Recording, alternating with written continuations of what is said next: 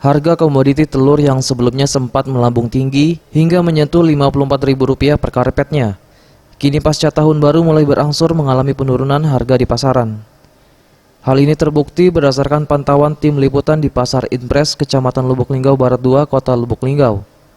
Harga komoditi telur turun hingga Rp48.000 per karpetnya.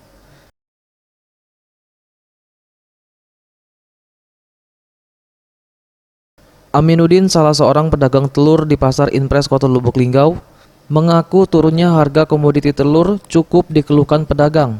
Mengingat saat pasokan telur tengah naik, modal yang dikeluarkan cukup tinggi, sehingga dirasa merugikan pedagang.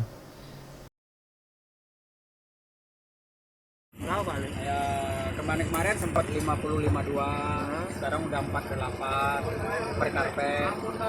Udah berangsur turun Pak ya? Ya, Sudah berangsur turun ya? ya berangsur-angsur turun. Sementara itu, Aminuddin juga menambahkan harga telur mengalami penurunan, juga dipengaruhi mulai banyaknya pasokan telur yang masuk ke pasaran.